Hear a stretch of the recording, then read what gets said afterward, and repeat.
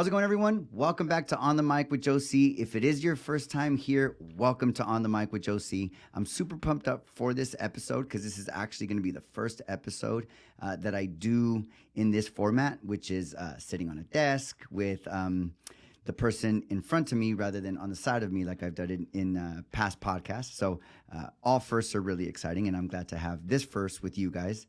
So with that said, my next guest has been in sports and fitness since he was a child, majored in nutrition and food science, worked at a hospital for 3 years as a diet technician, has been a personal fitness trainer and a group fitness trainer for 4 years. He was actually the trainer for a few years at the gym that I go to, TNT Martial Arts and Fitness in the city of San Dimas. Shout out TNT. So he was actually one of my trainers there. He's a registered dietitian and now has 13 years of overall experience in fitness and nutrition. I'm super excited to announce my next guest, Steve Glassman. What's up, everybody? Yeah, hey, buddy. That was a great introduction once again, man. That's awesome, man. That's awesome. Dude, I've actually been really pumped up to have you on the on this podcast for a while. And it's just a lot of the conversations you and I have had in the past when you were training at TNT about food and nutrition, and then just seeing you flourish from there, right? Like I remember when you were like getting your, not certified, but like just going to school and like, you know, doing your thing. And then we had a conversation one time where you were like, soon I'm going to start my own business, right? I'm going to start doing things for myself and all that. And we had those conversations quite a bit. And so, man, to now just a couple of years later, like actually see you doing your thing is awesome. And I know the amount of knowledge that you have and that you've acquired over the past 13 years, I can imagine is vast, right? And one thing I want to start with actually that just came up for me right now is you did start and venture out and start your own thing. When did you start it, and what exactly do you do? Yeah. So, like I said, I went to school to become a registered dietitian, and during that process, I was, I've always been revolved around like the fitness field and stuff. And so, once I finally got my license, I decided let me open up my own business. Because I was already technically a health coach, helping people out and stuff, and was wanting to, somehow stay involved in something with health.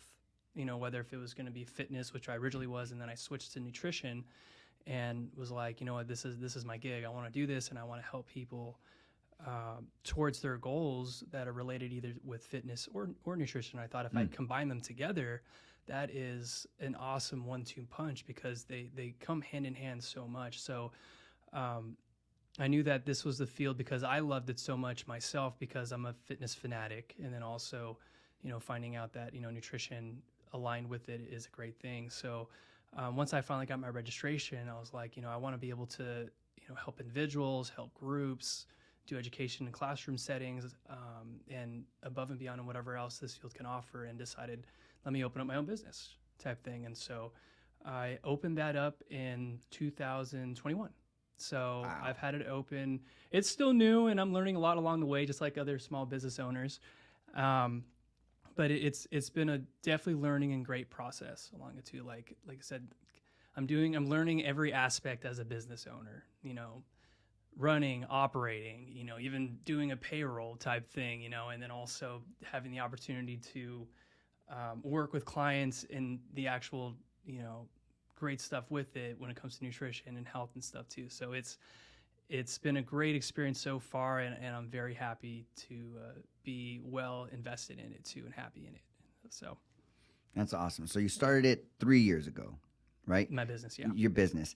Now, one of the things that I heard was that you started it with the intention of like doing one-on-ones, doing group sessions, and also doing class settings.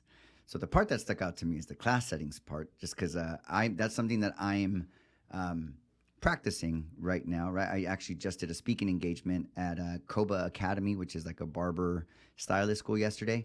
And speaking is one of those things that I do have a passion for.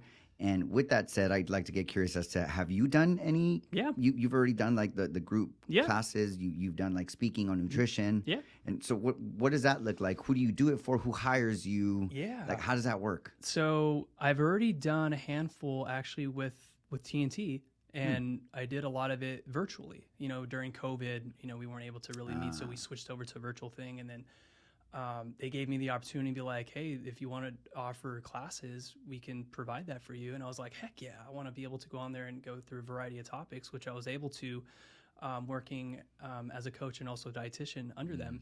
And then I've also been hired from other corporate businesses to go in and they offer like some type of health event that, be like, oh, let's get a dietitian out here and talk about a topic in nutrition. So I've been able to go to a few corporate events and also private stuff too. So I got a good amount of experience in that too. And it's always a lot of fun. So always a lot of interesting questions at the end too, because like I said, the topic of nutrition is so broad and it can go into so many different routes and stuff. So, but so that's what I love about it. Always learning and still learning with it too. Got it. Would you say you're a natural extrovert, or does it still take something for you to speak in public and do things like even like this? I think it matters the setting for me. If I'm really comfortable, I'll naturally an extrovert. If it's a setting maybe that like I'm just saying like I'm not too sure about yet, or I need to kind of settle in with it, then open up, then it just takes a little bit of time. But for the most part, I would say I'm more of an extrovert. Okay. Thing. Yeah. Okay, cool. Yeah, I kind of see myself the same way, so that's kind of why I asked, right? Yeah, for sure. Especially because, dude, I give so much props to people who are not extroverts, right? They're introverts, yet they do it anyway. Oh, right? A lot like more, that's intense. A lot more energy. Right? I mean, for me, I tell people that all the time, that I'm like, like I love speaking in public. And like, with me, I don't think it's so much that I don't get nervous. I don't think that it's like natural. I just think it's that I'm about to speak and I'm terrified and I do it anyway. Yeah. Right. Yeah. And then the good thing is once I start talking, it's like out. Right. It's always those nervous jitters at first, right? Yeah, like, definitely. Everybody gets that. Definitely. Sure. One thing that has been, kind of in my space that I'd like to clear for myself a little bit is in our conversations, I've heard two different words. I've heard nutritionist and I've heard dietitian, right? And I've heard you use both of those words. Are they the same or what? And if they're not, I don't believe they are, because if not, they wouldn't be called different things. But what's the difference between a dietitian and a nutritionist? Yeah, that's a great question. And usually the general public assume that they are the same thing, but they're actually a little bit different. So usually the common thing that dietitians will say is that if you're a dietitian, you're also a nutritionist. But if you are a certified nutritionist, you can't be a dietitian. And so this was what kind of categorizes the difference with them. So this kind of goes more of like my background and my history for me getting to this point as a dietitian. So I had to get a bachelor's degree in food science that I got. And then also from there, I got experience in the field as a diet technician working at a hospital for a few years. And then I also had to do a mandatory 1-year internship that required 1,200 hours of supervised practice, which, it's basically free labor. And then after that, I had to pass a state board to get actually registered through the state of California, which I failed at a few times, but, I knew that this was the field that I was going to be in. And once I got it, then it just, like I said, I already knew that I was a dietitian during the process. It just, getting the actual legitimate thing just made it more of a stamp type thing, but that's the thing that makes it a difference. A nutritionist usually ends up maybe taking like a class and all of a sudden they'll be considered certified. So in a sense, like they're educated, but more of like not the in-depth that a dietitian is having to go through and go to earn kind of that title in a sense. So that's kind of what the difference is too. So hopefully that kind of answers that question a little bit. Okay, so would you say that dietitians over nutritionists have more knowledge, or just more knowledge on certain things, or? Definitely on certain topics. I've met a lot of people that would categorize them as nutritionists, and they're very knowledgeable on things, but it's more like they're on certain specific things. Like if they're helping somebody for weight loss and they have the education or the experience with it, and they have like their methods and style, and it works for people. That's great. But dietitians, like, we're actually given a little bit more in-depth stuff over time, you know, the experience. And also when it comes to, let's say, someone that's dealing with some type of health condition or health thing, let's say if someone's like diabetic, through the state, I'm actually like the person to go to help somebody for that. And I can actually, through the state of California, write them a meal plan for them, where a nutritionist actually can't write a meal plan for somebody. Really? Yeah. So you need to be a dietitian to write a meal plan. And usually that, of course, is a gray area that a lot of people tend to, if they're not a dietitian, will tend to still do as a health coach or a nutritionist. But, you know, like I said, most people aren't really going to say something, but you need to, just to bring awareness on it. Usually dietitians are the ones that are the only supposed to be writing meal plans. Okay. So. Wow. That is pretty dope. Thank you for that distinction. It's kind of rode in a rabbit hole. Well, I mean, and so at least for me, you definitely made it clear about the dietitian nutritionist part. And one of the things that was coming up for me as you were speaking was that based off of your experience and even just the conversations you and I've had, and how you just, you know, said what you said about dietitians and nutritionists, right? Like, I can definitely see that there's some, like, a passion there for what you're doing, right? One of the things that I like getting curious about when I see someone that's passionate about something is, like, what is that thing, or what are those things that, like, really pump them up, right? Because I already know, like, I'm passionate about barbering, but I can't tell you I like everything about barbering, right? Like, I'm passionate about business, but I can't tell you, like, I like everything about business. But there's certain things that just pump me up, right? Certain aspects of it that just keep me passionate about it. For sure. So for you, when it comes to diet, nutrition, fitness, is there a specific area, or is there specific areas or things about it that just fucking fire you up? Oh, yeah. I would probably say the main overall thing that fires me up is when I'm working with somebody and I'm helping them out and things are clicking on both ends, and all of a sudden they're getting towards their goal. That for sure gets me fired up, you know, because I'm giving them education on maybe something, and also helping them learn certain habits, you know, or new habits to help them when it comes to their eating routines or so on. And they're following through with it. We're engaging well, you know, we're connecting well too. And they're actually reaching their goals in the same time too. I love it. That's like what for sure gets me like the big oorah being in this field for sure. You know, like I said, even when I was a trainer, just like getting people like exercising, then the workouts and stuff too. It's an awesome feeling. And then if you've been in that field or you are in that field, I'm sure you exactly know what I'm talking about. It's a really awesome feeling. Yeah. Man, one of the things, thank you for sharing that, bro. Because one of the things that comes up for me right now is something that I've been present to in the last like year and a half, right? And I'm not saying this is you. And if you do feel recreated in this, like, just let me know, because, you know, they always say kick it with like-minded people. Right. And so for like the past year and a half, one of the things that, or about a year and a half, 2 years ago, one of the things that I discovered for myself, right, was that all my life, since I was in second grade, I've always said my passion is business. I like business. I like selling. I like selling a service, selling a product. I like all of the things that come with salesmanship and just managing a team and just owning a business. That's been my thing. And one thing that just like hit me like a discovery, like I'd never seen it before, about a year and a half, 2 years ago, was that what I discovered was that my passion was not business. Business happens to be the vehicle, right, for my passion. And my real passion is people, right? Like, people are my passion. I could be doing almost anything. And if people are involved, I believe I'd be pumped up, right? And in everything that I just heard you say, right, when I asked you what fires you up about this industry, what fires you up about being a dietitian or a nutritionist, I heard nothing about diet and nutrition, right? Other than the results you get, yeah, right? Like I heard write them a meal plan. I heard give them exercise. I heard this, right? But what I really heard was like, it's the people. Like, it's the impact I make on them, right? It's seeing them get results, right? It's seeing them putting in the work and then being able to celebrate with them when it's there. Definitely. All that has to, I mean, at least for me, in my opinion, all that has to do with people, not so much diet and nutrition, right? And so when I say that, what comes up for you?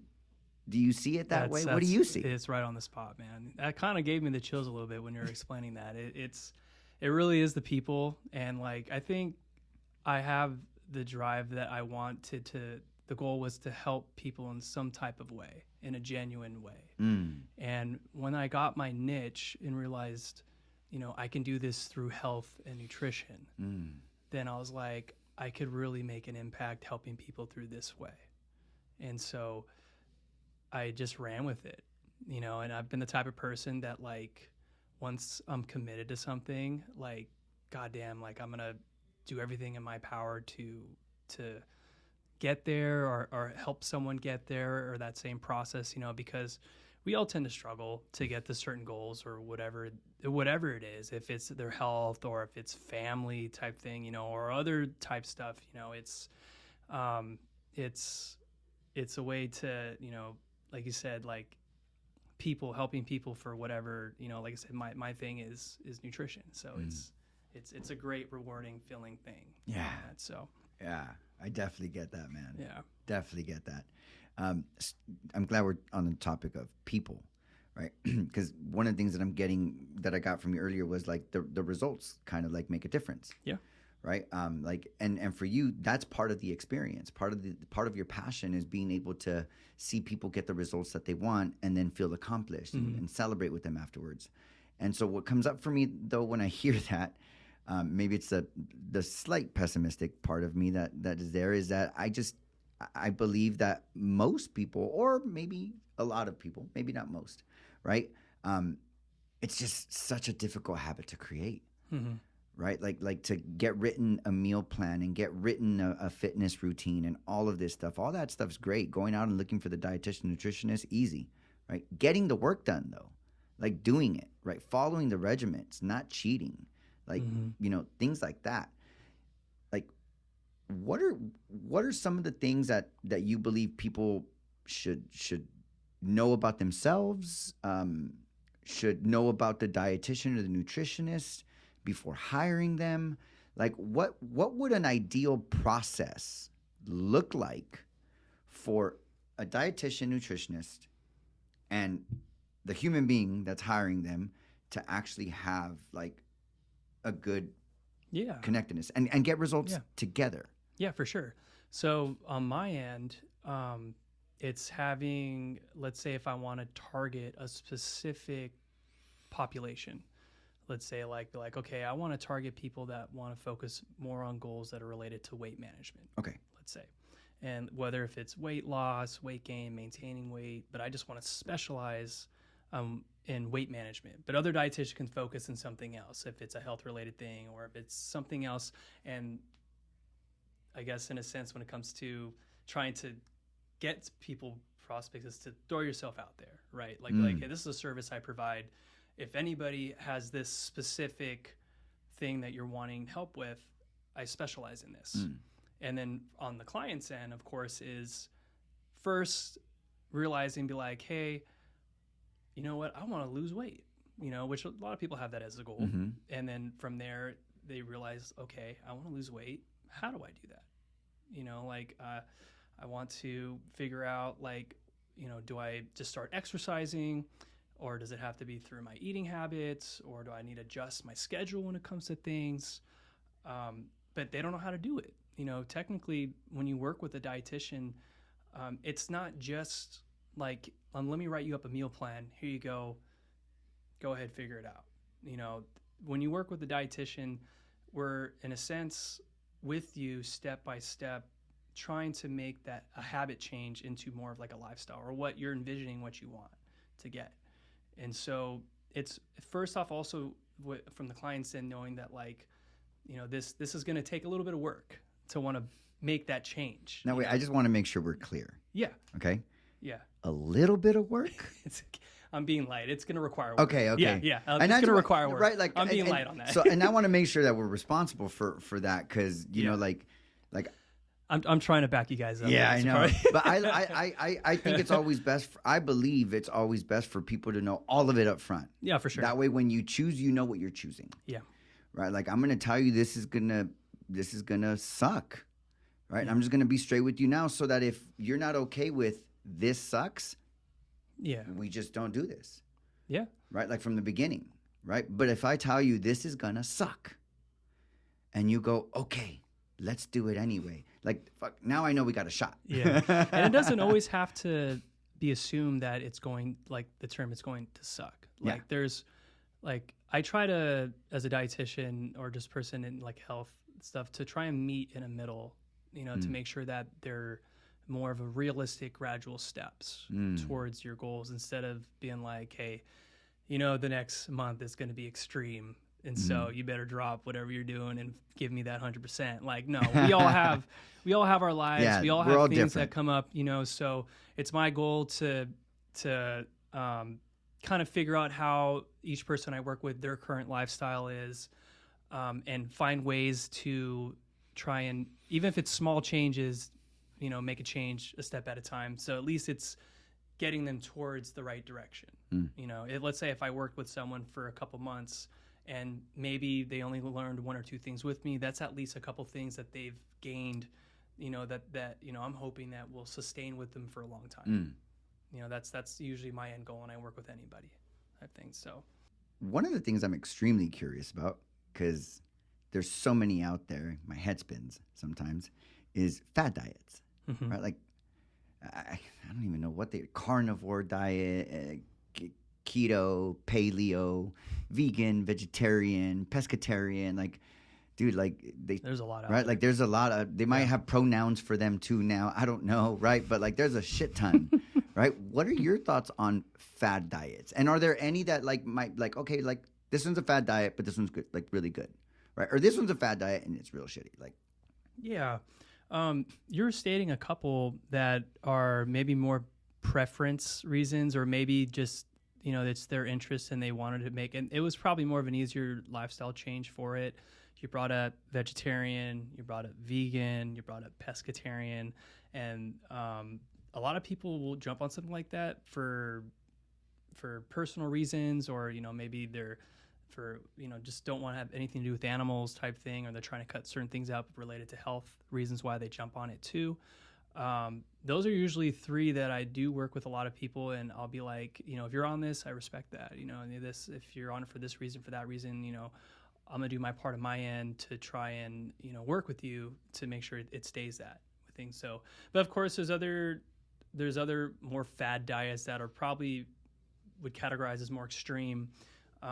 Like you stated the carnivore diet, ketogenic diet. I know this may hurt some of you, me saying this, that you've jumped on it before, but let me see if you heard me again. The carnivore diet, the ketogenic diet, you know, fasting's a little tricky, you know, and then also I want to get into that. Fasting can be a little tricky.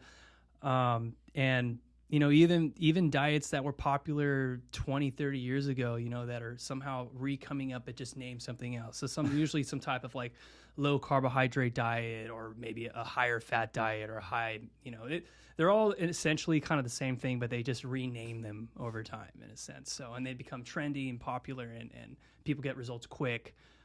But sometimes it's not the most sustainable thing to be on, you know, and also the healthiest over the long term. So what is your thought? I'm going to get specific here. Like carnivore diet, like, is there a specific type of person that's in a specific type of something that you would be like, yep, I'm recommending the carnivore diet? The only way that I would suggest something like that, if it was some type of like health related thing that, like, maybe, because the carnivore diet, when you think about it, it's a higher protein diet, it's a very low carbohydrate diet, and it's like a moderate fat diet, moderate to high fat diet. So in a sense, they're cutting out carbohydrates on that. That's the main thing.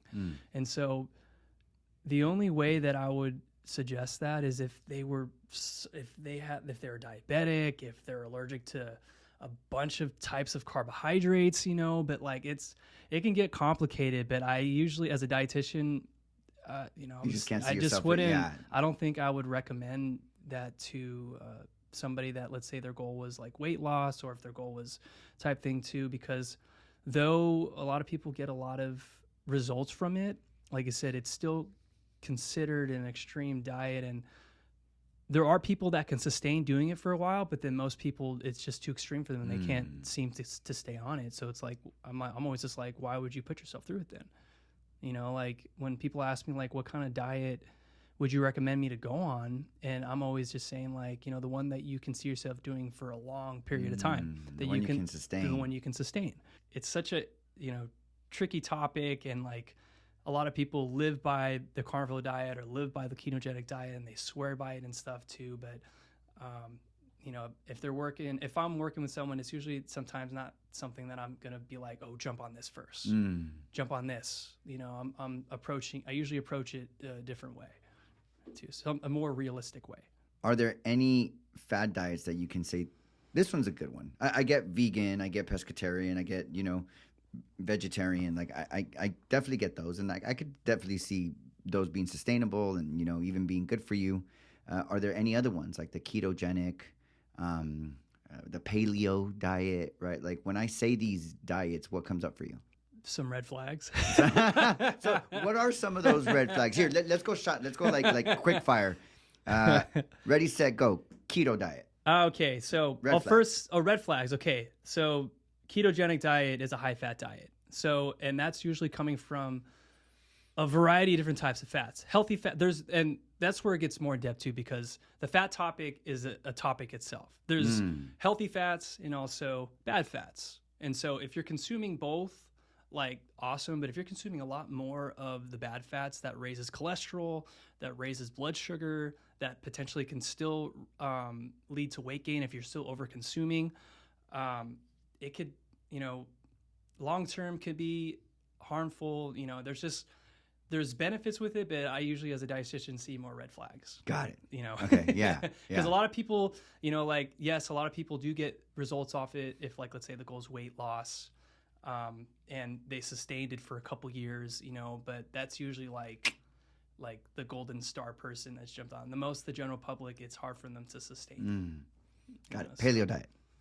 Paleo, similar, man. It's just like a lot of these diets, like it's removing a major nutrient and upping something else, which a lot of these are removing carbohydrates, and that's another topic.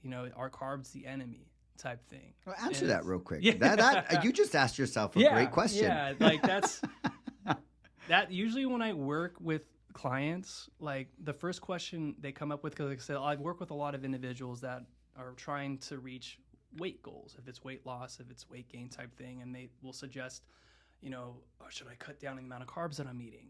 Is this bad to have this? Is this bad to have this? Carbs are a great thing that our body generally needs for just general health reasons. I'll just name a couple of them. Like carbohydrates is the body's main fuel source, and I'm sure a lot of us know this.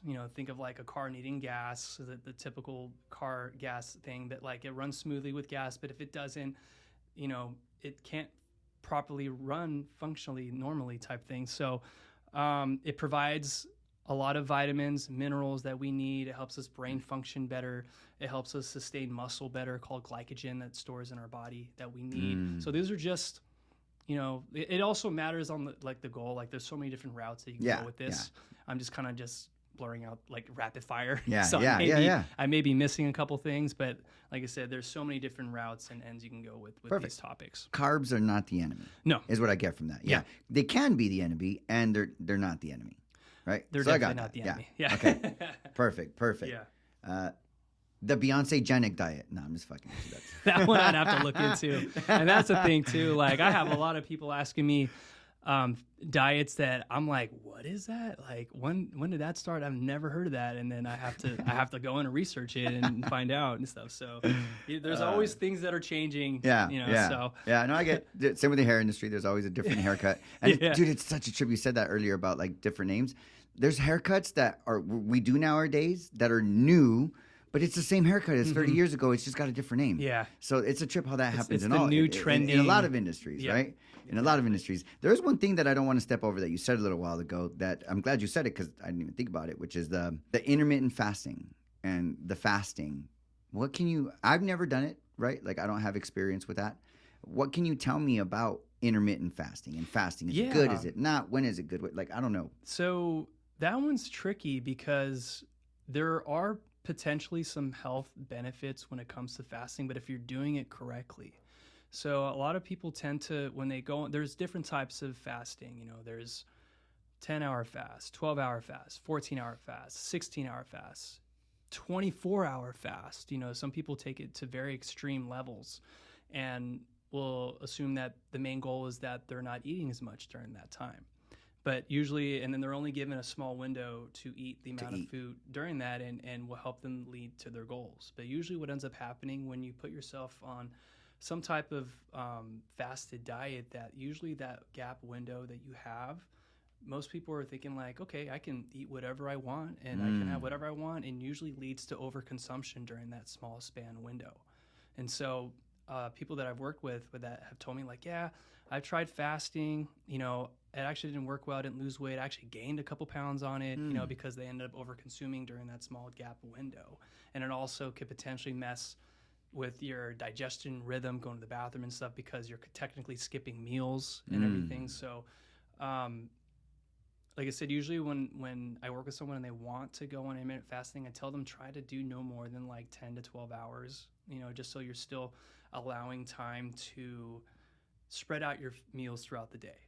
Instead of just having like a heavy lunch and a heavy dinner, that you're incorporating in still a breakfast, lunch, dinner, and snacks in between, and just sprout out everything throughout the day. Just for like general health reasons, it's better for our bodies. Our bodies are like a functioning machine, and we need to be running properly as on a daily basis, and as we're getting older and stuff too.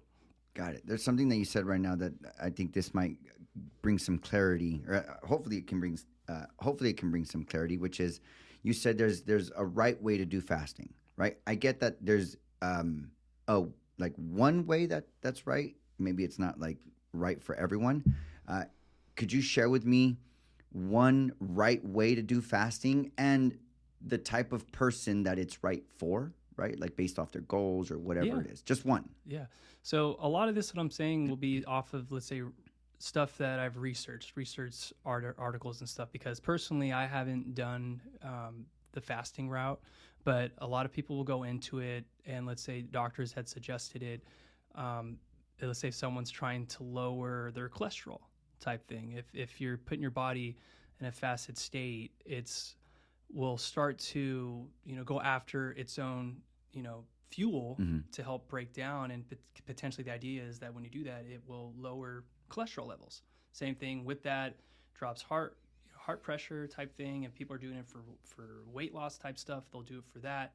But like I said, it can get tricky if you're extending it too many hours type thing. So you still want to be able to have a balanced diet and still have plenty of time to spread it out throughout the day.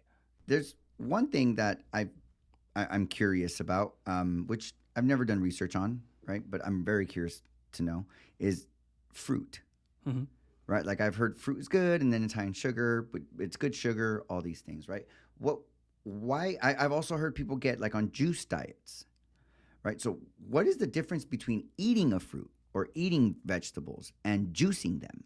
Think of like this is I'll try to put this like an analogy or kind of visualize it. So let's say you have one orange in, let's say, my left hand here, and then on my right hand I'm going to have 4 oranges, that I want to make a juice with type thing. So the one orange I'm going to eat whole, and then the 4 oranges I'm going to make a juice out of it, type thing. So when you think about it, you got to squeeze the juice and get it up to a certain amount that you're going to drink, right? So technically when you're doing that, it's raising the amount of, first off, calories that you're having when you're doing that, and also the sugar content then coming from even though it's natural sugar and it's okay, but it's also raising it too, because you're getting it from technically 4 oranges rather than the one. Rather than just the one, and you're going to get more than enough nutrition from that one orange. And also, if you're trying to keep an eye on the amount of calories you're eating per day, it will save you on that as well too.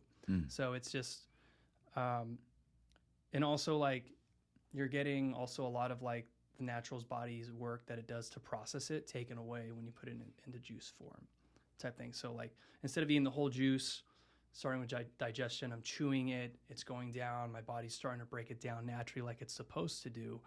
You're kind of removing that process, and the body absorbs it quicker also, which means it could potentially raise and spike your sugar levels as well too. So it's something tricky, especially if you're, let's say, diabetic or trying to avoid doing that. It could be a very tricky thing doing that when it comes to health reason too. So it's always better to get it from the whole fruit than constantly having fruit juices. So I always go by what's called the dietary guidelines, and usually like it doesn't take away drinking juice, but it recommends to have no more than like half a cup a week in a sense. Wow. So, or is it half? I take that back. Half a cup a day. Okay, good. So I'll take it back. Half a cup a day. But of course, like when you think of half a cup, 4 ounces, like we drink 16 ounces, probably like no big deal. Yeah, you know, like, absolutely. You know, so it's kind of like definitely a misconception when it comes to that. Yeah. So in this, what I'm curious about now is when would you recommend for someone to drink juice? maybe if someone absolutely hates Fruit. fruits Okay, and got vegetables. it. All right, cool. Yeah. All right, yeah. That makes sense. That makes sense. Yeah. I'd be like, well, let's at least get you a half a cup or a cup of juice in you. It's something, so.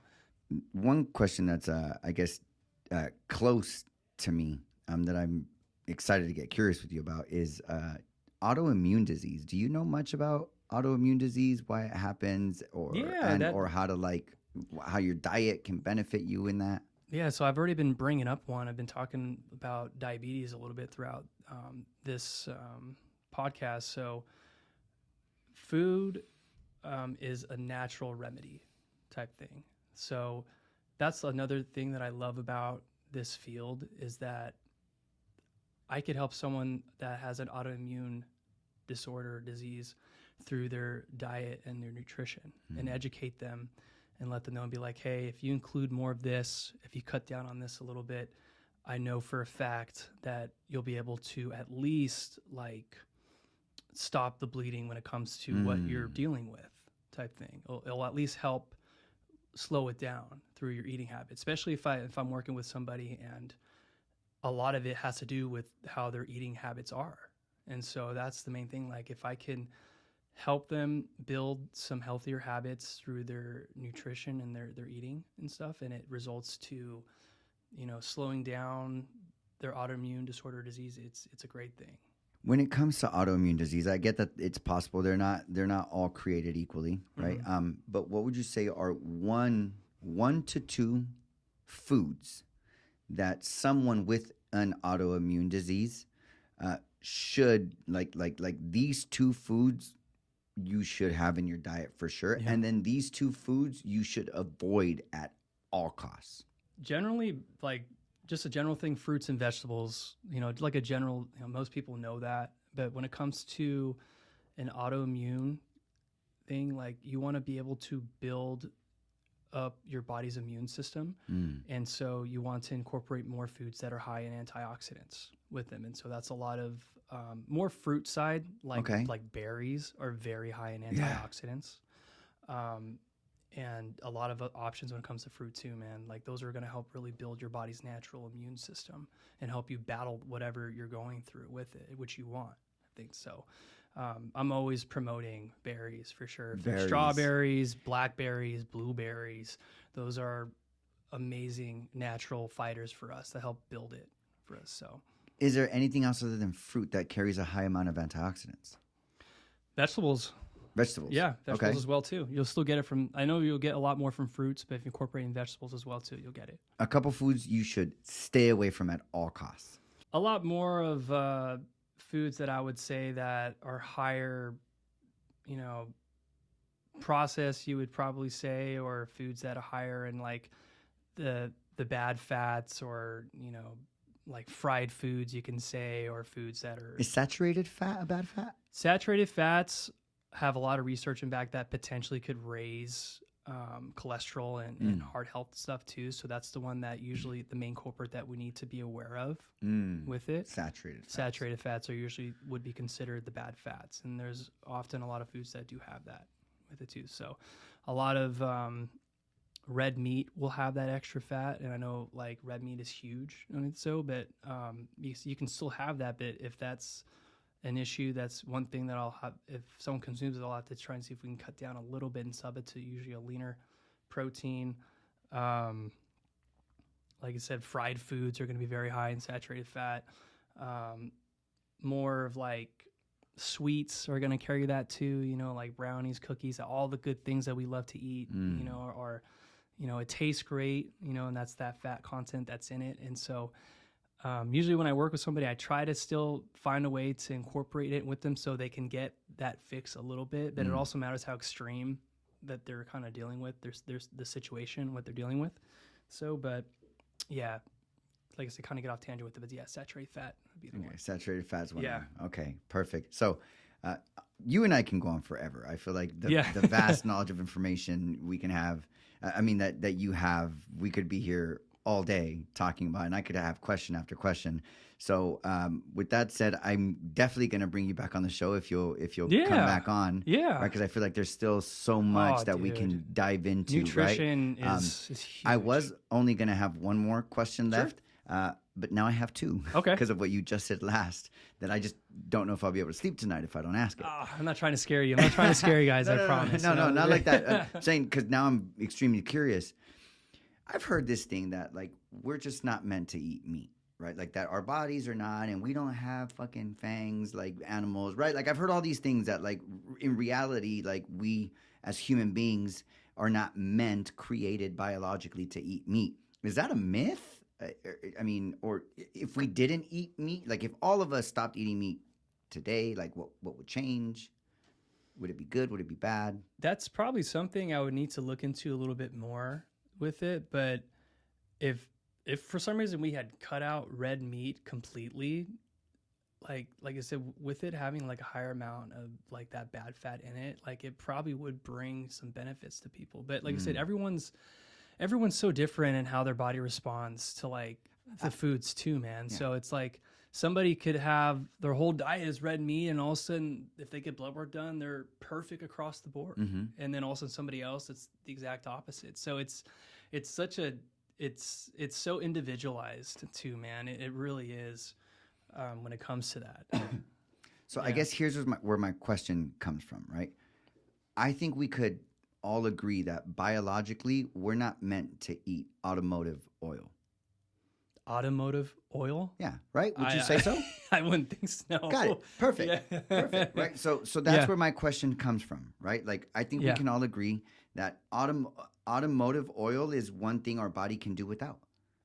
Right? One thing that our body's just not meant biologically to digest. And so my question is meat. Do you know? And if you don't, you can do the research. If that's what you meant when you said I could do the research. But is meat something that I know we're able to eat it, right? And I know we're able to digest it. And I know that there's some that it affects more than others. I get that. Are we meant to eat it as human beings? Like I said, we've been consuming meat for thousands of years, man. I think even if we weren't, I feel like our body is, in a sense, has evolved over time to be able to adjust to that, our evolution with it. But that's something I probably would have to research a little bit more. Cool. Well, yeah, that one I'm curious about. We gotta talk about that one on the next one. That's an interesting topic, because I love red meat. I don't have it too often, man. Too, man. It tastes great, but yeah, I can see how it could, if you have too much of it, it could lead to potential health stuff too. It could. Yeah, perfect. This next question I actually going to read because I feel like it's a little long, but I'm really curious about this is how much protein does an adult male and female have to consume to meet dietary needs? Yeah, so I'm going to go based off the dietary guidelines. Again, this is just for general health. Everyone, of course, is still individualized on it. But based off the dietary guidelines, it's based off, I'll either go by someone's current weight or their goal weight, but it's either 0.8 or up towards 1.2 grams per kilogram weight. Okay. That's the formulation for it, but that's like more for like general health. So of course, if your goals are wanting to build muscle or something similar to that, we would need to consume a little bit more to be able to really initiate that build in our body, type thing. So other than meat, where else can we get like a good amount of protein from for our daily diet? Sure. So there's a lot of leaner cut protein options that are animal sources, not just red meat. You can get it from poultry. You can get it from turkey. You can get it from fish sources as well. You can get it from a lot of vegetables as well too that will carry it. A lot of legumes, beans naturally have them. Nuts, seeds will have that as well. Protein. Avocado is a great source of protein when you're thinking of vegetarian and vegan options. Blanking out some other options. Hopefully I said a few. Yeah. Well, those are good. Those are good. Yeah. Yeah. Okay. Perfect. Because the other day I was thinking about it, and I was like, damn, how am I supposed to get the amount of protein I need in my diet, especially if I'm not always eating meat, right? Yeah. So thank you for that. That was awesome. Now I'm going to hit you with question number 3, even though Sure. I said I only had one more question. Bring it. But one thing that came up for me is meal prepping. Yeah. Right. You meal prep? I do. Right. Do you have a meal prep business, or you just meal prep for yourself? I meal prep for myself. I'll provide recipes that I'll make for meal preps with people that I work with, or if someone reaches out asking for a recipe, I'll share it with them. Okay. But I usually prep just about weekly for myself on it too, and it's been beneficial for me Now, for sure. I've heard the benefits of meal prepping for yourself, right? Like the amount of money you save and just how much more consistent you can be with your diet because you meal prep and you plan ahead of time. If you're someone who doesn't really cook and you choose to buy from a meal prep person, shout out Hernan. If you buy from a meal prep person, is it still cheaper? I would say it's a still more affordable route instead if you were eating out on a nightly basis. Okay. So, like I'm sure we know, like it's not cheap to go out and dine anymore, and especially if you have goals that you're wanting to build and sustain, and if you don't know how to cook and you're eating out all the time, it may cost a little bit more to eat healthier type things. So yes, meal prep companies can be costly too, and especially if you're having it every meal, but it could be a little bit more affordable based on like, I don't know, the company that you're going through, or, if they're offering some type of promo going on. I don't know. It's totally on your end. If you absolutely cannot cook and like don't want to burn the house down or something, like you can reach goals like other ways too than resulting to trying to cook for yourself if you're not comfortable doing it. Got it. Okay. Awesome. Yeah. Well, with that said, I'd like for people to be able to reach you if possible. Yeah. Right. With any questions that they may have or anything like that. I think that would be pretty dope for you to be able to continue with your commitment of like helping others with their dietary needs and their nutrition needs. And so if anybody wants to contact you, where can they find you? Do you have an Instagram? Do you have social media, email? Yeah. So you can find me on Instagram. I am Steven with the V _ Glass RD. So Steven STEVEN _ GLASSRD. You can also reach out to me through email. I'll give you my Gmail. It's Steven Glassman RDN @gmail.com. And if you guys had questions on anything or looking for assistance when it comes to goals through nutrition or even fitness, reach out to me and we can have a little convo and see if it will work on your end. And I'm always open to bring on new clients to help out. So awesome. Thank you for that. And guys, really, if you guys get a chance, go check out his page. He's got a bunch of dope content on there. He does recipes. He does like shakes. He does this. He does that. So if you're looking for some free, in a sense, nutrition tips and things like that, go check out his page. He puts a lot of that stuff on there. Comment on his stuff. I'm sure, he'd be more than happy to interact with you guys with any questions you might have about any of the content that you guys see. So for anybody that is listening to this, that is concerned about their health or even just wants to prevent, anything from happening or just has some like weight loss goals or some bulking goals, like just anything like that, reach out to this guy. I've known him for, 4 years? I think longer because we met when I was first working out. And stuff too. So. Yeah. So I've known him for about half a decade now, and he's been one of the most amazing human beings that I've met, and I'm almost certain he'll give you that same impression when you give it a shot to meet him. So with that said, thank you so much for being here, brother. I'm excited to have you again, right? We're definitely going to dive into a lot more stuff. I definitely got a lot of value out of this. I hope whoever might be listening got a lot of value out of this. And anybody listening, if you guys have any questions you would like for me to ask Steve on the next time that I bring him on, which I will probably over the course of the next few months, feel free to reach out to me at Joecee, the barber on Instagram, or at Joecee, the barber at yahoo.com. And shoot the questions, right? And if you guys also have any people in your environment that you think might be a good guest on the show that I can, get some knowledge out of or get curious with and, try to extract as much value of them as I can, go ahead and shoot me a message. I'd love to hear who you guys would love to see on the show. With that said, guys, thank you so much for tuning in. I'd like to take the one and only sponsor that we have for this podcast, which, as I like to say, isn't just sponsoring the podcast, it's sponsoring my life, which is the Original Clip Joint Barbershop. We have 2 locations, one in the city of Covina, one in the city of San Dimas, both of them in the San Gabriel Valley. We're open super early. We close super late. So just go to ogclipjoint.com. Go ahead and book your appointment online at no extra cost, and we'd be happy to see you there. With that said, Steve, it's been a pleasure, brother. It's been a pleasure. Thank you for inviting me on here. I had a great time. Yeah, brother. Thank you so much for being here. Stay blessed, smile every chance you get, and I love y'all. Peace.